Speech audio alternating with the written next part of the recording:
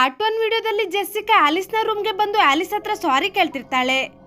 ಬೇರೆಯವನ್ಯಾರೋ ನಮ್ಮನೆಗ್ ಬಂದಿದ್ದ, ಇದೆಲ್ಲ ಆಗಿದ್ದು ನನ್ನಿಂದಾನೆ, ಸಾರಿ ಅಂತ. ಆದ್ರೆ ಆಲಿಸ್ ಮಾತ್ರ ಮಾತಾಡ್ತಿರೋದಿಲ್ಲ, ಬರೀ ಬೆಡ್ಶೀಟ್ ನ ಒಳಗಡೆ ಅಲುಗಾಡ್ತಿರ್ತಾಳೆ. ನಂತರ ಜೆಸ್ಸಿಕಾ ಅವಳಿಗೆ ಹೇಳ್ತಾ ಹೋಗ್ತಾಳೆ, ನಾನ್ ಚಿಕ್ಕವಳಿರ್ಬೇಕಾದ್ರೆ ನನ್ ತಂದೆ ತಾಯಿ ಜೊತೆ ಇರ್ಲಿಲ್ಲ.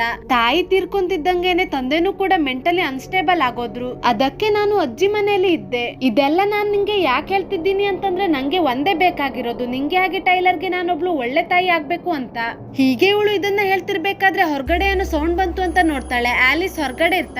ಹಾಗಾದ್ರೆ ಇಲ್ಲಿರೋದು ಯಾರು ಅಂತ ಇವಳು ಬೆಡ್ಶೀಟ್ ನ ತೆಗೆದು ನೋಡಿದ್ರೆ ಆ ಜಾನ್ಸಿ ಟೆಡ್ಡಿ ಇರುತ್ತೆ. ಅದೇ ಸಮಯಕ್ಕೆ ಈ ಕಡೆ ಆಲಿಸ್ ಒಂದು ಮೊಳೆನ ತಗೋತಾಳೆ. ಇವಳು ಕೂಡ ಆ ಲೀಸ್ಟ್ ನ ಹಿಂದಿನ ಭಾಗನ ನೋಡ್ತಿರ್ತಾಳೆ. ಆಗ ಇವಳ ಹಿಂದೆ ಯಾರು ಇದ್ದಾರೆ ಅಂತ ನಮ್ಗೆ ಕಾಣಿಸ್ತಿರುತ್ತೆ.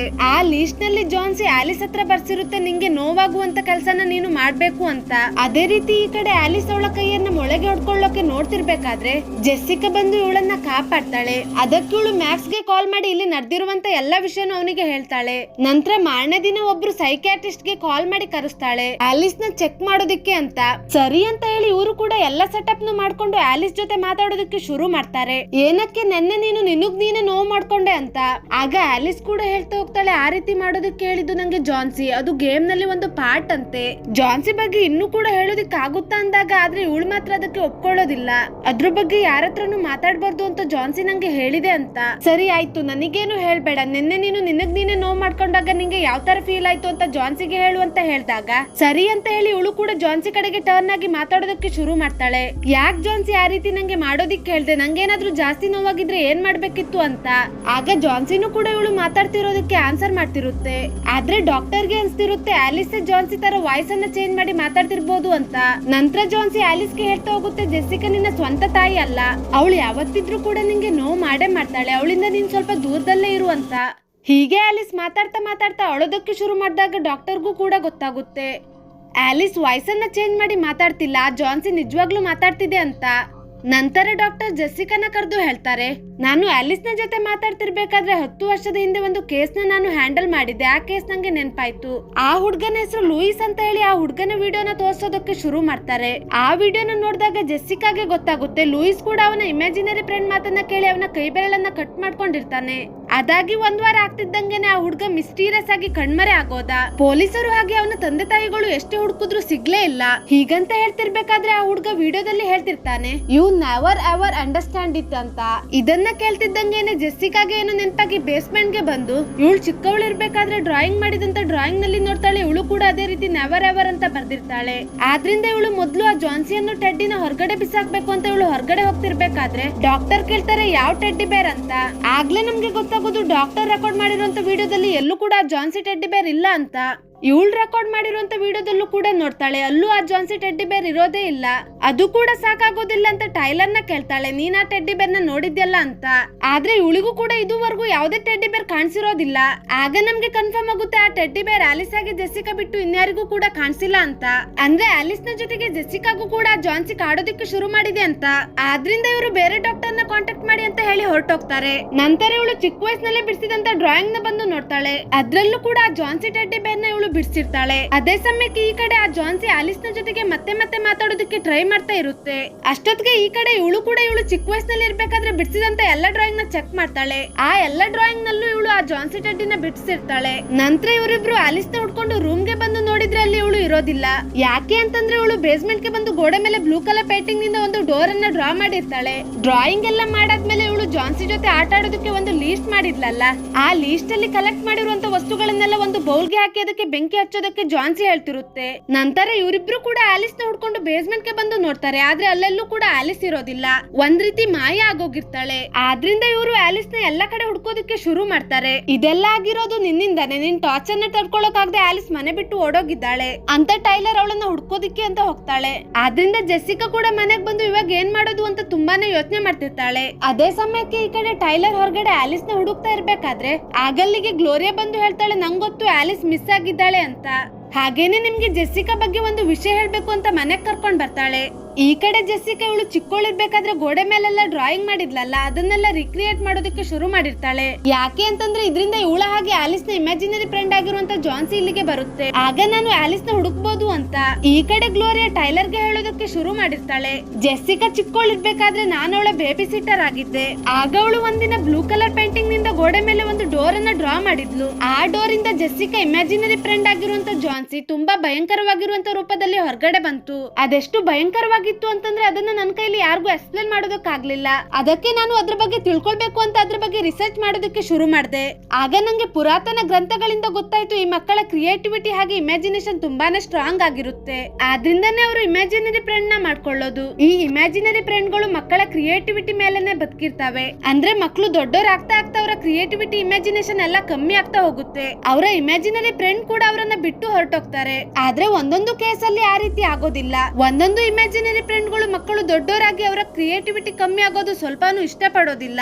ಇದ್ರಿಂದ ಅವುಗಳಿಗೆ ಕ್ರಿಯೇಟಿವಿಟಿ ಹೊಟ್ಟೆ ಹಸಿವಾಗೋದಕ್ಕೆ ಶುರುವಾಗಿ ಒಂದು ಡೀಮನ್ ಆಗಿ ಕನ್ವರ್ಟ್ ಆಗ್ತವೆ. ಹಾಗೆ ಮಕ್ಕಳನ್ನ ಕಾಡೋದಕ್ಕೆ ಶುರು ಮಾಡ್ತವೆ. ಜೆಸ್ಸಿಕಾ ಜೊತೆನೂ ಕೂಡ ಸೇಮ್ ಇದೇ ರೀತಿನೇ ಆಗಿರೋದು. ಅವಳ ಇಮ್ಯಾಜಿನರಿ ಫ್ರೆಂಡ್ ಆಗಿರುವಂತ ಜಾನ್ಸಿ ಒಂದು ಡೀಮನ್ ಆಗಿ ಕನ್ವರ್ಟ್ ಆಗಿದೆ ಅಂತ. ನಂತರ ಜೆಸ್ಸಿಕಾ ಮನೇಲಿರ್ಬೇಕಾದ್ರೆ ಅಲ್ಲಿಗೆ ಟೈಲರ್ ಹಾಗೆ ಗ್ಲೋರಿಯಾ ಬರ್ತಾರೆ. ಆಗ ಜೆಸ್ಸಿಕಾ ಇವರಿಬ್ರಿಗೂ ಹೇಳೋದಕ್ಕೆ ಶುರು ಮಾಡ್ತಾಳೆ, ನಾನು ನನ್ನ ತಂದೆನ ನೋಡೋದಕ್ಕೆ ಹಾಸ್ಪಿಟಲ್ಗೆ ಹೋದಾಗ ಎಲ್ಲ ಆಗಿದ್ದು ನಿನ್ನ ಫ್ರೆಂಡ್ ಸಿಬಿ ಇಂದ ಅಂತ ಹೇಳಿದ್ರು. ಆ ಸಿಬಿ ಬೇರೆ ಯಾರು ಅಲ್ಲ, ನನ್ನ ಇಮ್ಯಾಜಿನರಿ ಫ್ರೆಂಡ್ ಆಗಿರುವಂತ ಜಾನ್ಸಿನೇ. ಆದ್ರೆ ನಾನ್ ಚಿಕ್ಕವಳಿರ್ಬೇಕಾದ್ರೆ ಇದನ್ನ ಸಿಬಿ ಅಂತ ಕರಿತಿದ್ದೆ ಅಂತ. ಆಗ ಗ್ಲೋರಿಯಾ ಕೂಡ ಹೇಳ್ತಾಳೆ, ನಂಗೊಂದ್ಸೋ ಪ್ರಕಾರ ಜಾನ್ಸಿಗೆ ನೀನಂದ್ರೆ ಇನ್ನೂ ಕೂಡ ಇಷ್ಟ. ಅದಕ್ಕೆ ನಿನ್ನನ್ನ ಅದ್ರತ್ರ ಬರೋ ರೀತಿ ಮಾಡೋದಕ್ಕೆ ಆಲಿಸ್ ನ ಕರ್ಕೊಂಡು ಹೋಗಿರ್ಬೋದು ಅಂತ. ಈಗ ನಾವು ಹೇಗೆ ಆಲಿಸ್ ನ ಬ್ಲೂ ಡೋರ್ ಇಂದ ಹೊರಗಡೆ ಕರ್ಕೊಂಡ್ ಬರ್ಬೋದು ಅಂತ ಇವರೆಲ್ಲರೂ ಯೋಚನೆ ಮಾಡ್ತಿರ್ಬೇಕಾದ್ರೆ ಜೆಸ್ಸಿಕಾಗೆ ಆಲಿಸ್ ಮಾಡಿದಂತ ಲೀಸ್ಟ್ ನೆನಪಾಗುತ್ತೆ. ಅದಕ್ಕೆ ಆ ಲೀಸ್ಟ್ ನಲ್ಲಿರುವಂತ ಎಲ್ಲಾ ವಸ್ತುಗಳನ್ನ ಇವರು ಕಲೆಕ್ಟ್ ಮಾಡೋದಕ್ಕೆ ಶುರು ಮಾಡ್ತಾರೆ. ಯಾಕೆ ಅಂತಂದ್ರೆ ಆ ವಸ್ತುಗಳನ್ನ ಯೂಸ್ ಮಾಡ್ಕೊಂಡು ಒಂದು ರಿಚುವಲ್ ಮಾಡಿದ್ರೆ ಮಾತ್ರ ಆ ಡೋರ್ ಓಪನ್ ಆಗೋದು. ನಂತರ ಇವರು ಆ ಎಲ್ಲಾ ವಸ್ತುಗಳನ್ನ ತಗೊಂಡು ಬೇಸ್ಮೆಂಟ್ ಗೆ ಬಂದಾಗ ಆ ಡೋರ್ ನ ನೋಡಿ ಗ್ಲೋರಿಯಾ ಹೇಳ್ತಾಳೆ, ಜೆಸ್ಸಿಕಾ ಚಿಕ್ಕವಳಿರ್ಬೇಕಾದ್ರೆ ಇದೇ ಡೋರ್ ಅನ್ನ ನಾನು ನೋಡಿದ್ದು ಅಂತ. ಆದ್ರೆ ಜೆಸ್ಸಿಕಾ ಇನ್ನೂ ಕೂಡ ಲಿಸ್ಟ್ ನಲ್ಲಿರುವಂತ ಒಂದು ವಸ್ತುನ ಮಿಸ್ ಮಾಡಿರ್ತಾಳೆ. ಅದೇನಂತಂದ್ರೆ ಇವಳೆ ನೋವು ಮಾಡ್ಕೋಬೇಕು. ಅದಕ್ಕೆ ಒಂದು ಕತ್ರಿನ ತಗೊಂಡು ಇವಳ ಕೈನ ಇವಳೆ ಕಟ್ ಮಾಡ್ಕೊಳ್ತಾಳೆ. ಇದಾದ್ಮೇಲೆ ಇವಳು ಕಲೆಕ್ಟ್ ಮಾಡಿರುವಂತ ಎಲ್ಲಾ ವಸ್ತುಗಳನ್ನ ಒಂದು ಬೌಲ್ಗೆ ಹಾಕಿ ಬೆಂಕಿನ ಹಾಕ್ತಾಳೆ. ಆದ್ರೆ ಏನು ಕೂಡ ಆಗ್ತಿಲ್ಲ. ಇದ್ರಿಂದ ಟೈಲರ್ ತುಂಬಾ ಕೂಗಾಡ್ತಿರ್ತಾಳೆ, ಇಲ್ಲಿ ಏನೂ ಆಗ್ತಿಲ್ಲ, ನನ್ ತಂಗಿ ಆಲಿಸ್ ನ ಹೇಗ್ ಹುಡ್ಕೋದು ಅಂತ. ಆಗ ಜೆಸ್ಸಿಕಾ ಅವಳಿಗೆ ಬೈಯೋದಕ್ಕೆ ಶುರು ಮಾಡ್ತಾಳೆ, ಆಲಿಸ್ ನಿನ್ನ ತಂಗಿ, ಅವಳನ್ನ ನೋಡ್ಕೋಬೇಕು ಅನ್ನೋ ಒಂದು ಸಣ್ಣ ಜವಾಬ್ದಾರಿನೂ ಕೂಡ ನಿಂಗೆ ಇಲ್ಲ. ನಿನ್ನಂತ ಸ್ವಾರ್ಥಿ ಹುಡುಗಿನ ನಾನು ಎಲ್ಲೂ ನೋಡಿಲ್ಲ ಅಂತ. ಇವಳು ಈ ರೀತಿ ಹೇಳ್ತಿದ್ದಂಗೆನೆ ಆ ಬ್ಲೂ ಡೋರ್ ಓಪನ್ ಆಗೋದಕ್ಕೆ ಶುರು ಆಗುತ್ತೆ. ಅಂದ್ರೆ ಇವಳು ಕತ್ರಿಯಿಂದ ಕೈಯನ್ನ ಕಟ್ ಮಾಡ್ಕೊಂಡಿದ್ಲಲ್ಲ, ಆ ನೋವು ಸಾಕಾಗಿರೋದಿಲ್ಲ.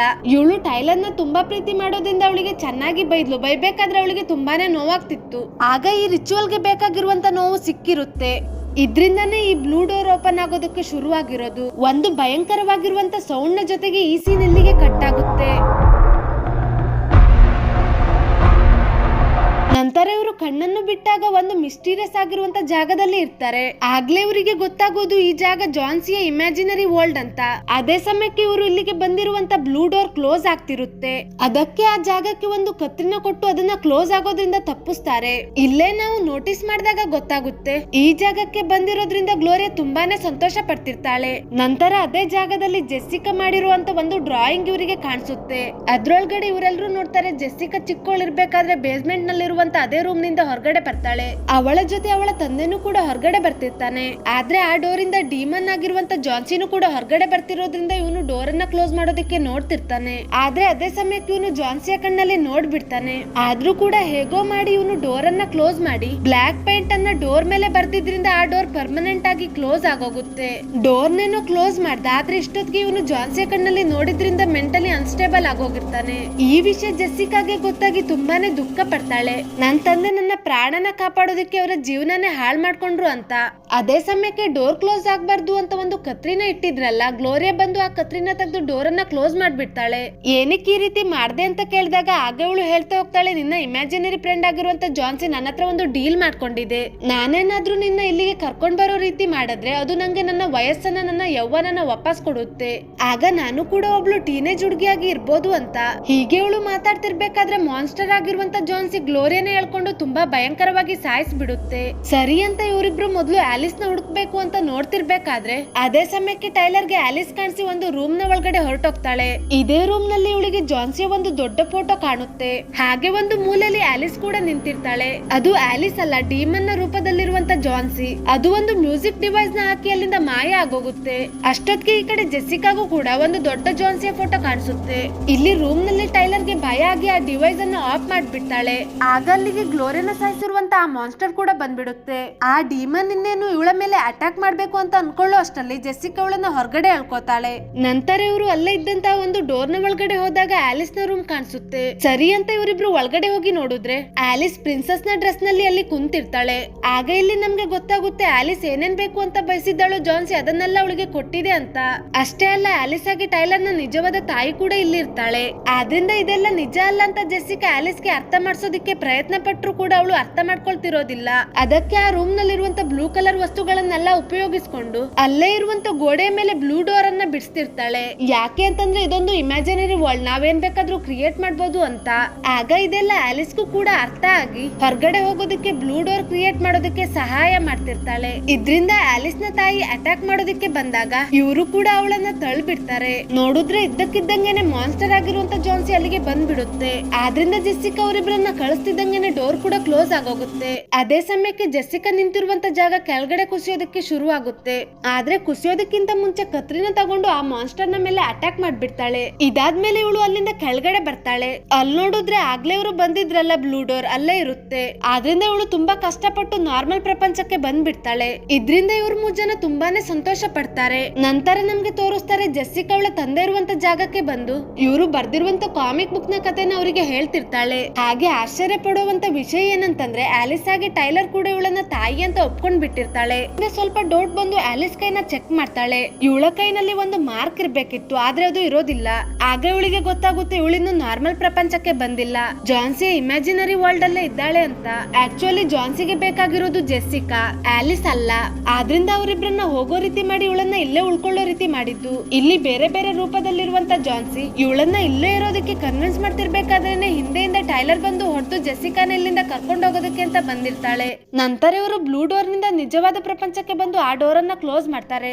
ಆದ್ರೆ ಇದು ಸಾಕಾಗೋದಿಲ್ಲ ಅಂತ ಅಲ್ಲೇ ಇದ್ದಂತ ಬ್ಲಾಕ್ ಪ್ಯಾಂಟ್ ಇಂದ ಬ್ಲೂ ಡೋರ್ ಅನ್ನ ಕ್ಲೋಸ್ ಮಾಡೋದಕ್ಕೆ ನೋಡ್ತಿರ್ಬೇಕಾದ್ರೆ ಒಂದು ಕ್ರಿಯೇಚರ್ ಆಗಿ ಕನ್ವರ್ಟ್ ಆಗಿರುವಂತ ಜಾನ್ಸಿ ಅದ್ರ ಕಣ್ಣನ್ನ ಜೆಸ್ಸಿಕಾಗೆ ತೋರಿಸಿ ಅವಳನ್ನ ಹಿಪ್ನೋಟೈಸ್ ಮಾಡೋದಕ್ಕೆ ಪ್ರಯತ್ನ ಪಡ್ತಿರ್ಬೇಕಾದ್ರೆ ಆಲಿಸ್ ಜಾನ್ಸಿಗೆ ಬೆಂಕಿ ಹಾಕಿ ಸುಟ್ ಬಿಡ್ತಾಳೆ. ಇದ್ರಿಂದ ಆ ಡೋರ್ ಕ್ಲೋಸ್ ಆಗುತ್ತೆ. ನೋಡ್ತಿದ್ದಂಗೆನೆ ಇಡೀ ಮನೆನೂ ಕೂಡ ಬೆಂಕಿಲಿ ಹತ್ತಿ ಉರಿಯೋದಕ್ಕೆ ಶುರು ಆಗುತ್ತೆ. ಇವರು ಕೂಡ ಬೆಂಕಿನ ಹಾಸೋದಕ್ಕೆ ಹೋಗೋದಿಲ್ಲ, ಬೆಂಕಿ ಹಾಗೆ ಉರಿಲಿ ಅಂತ ಸುಮ್ನಾಗ್ ಹೋಗ್ತಾರೆ. ಇದೆಲ್ಲ ಆದ್ಮೇಲೆ ಇವ್ರು ಮೂರ್ ಜನನು ಒಂದು ಹೋಟೆಲ್ ಅಲ್ಲಿ ಸ್ಟೇ ಆಗೋದಕ್ಕೆ ಅಂತ ಬರ್ತಾರೆ. ಆಗ ಇಲ್ಲಿ ನಮ್ಗೆ ಮತ್ತೊಂದು ಹುಡುಗನ ಕೈಯಲ್ಲಿ ಜಾನ್ಸಿ ಟೆಡ್ಡಿನ ತೋರಿಸ್ತಾರೆ. ಅಂದ್ರೆ ಜಾನ್ಸಿಗೆ ಏನೂ ಆಗಿಲ್ಲ, ಇನ್ನು ಕೂಡ ಅದು ಜೀವಂತವಾಗೇ ಇದೆ ಅಂತ. ಇಲ್ಲಿಗೆ ಈ ಮೂವಿ ಎಂಡ್ ಆಗುತ್ತೆ.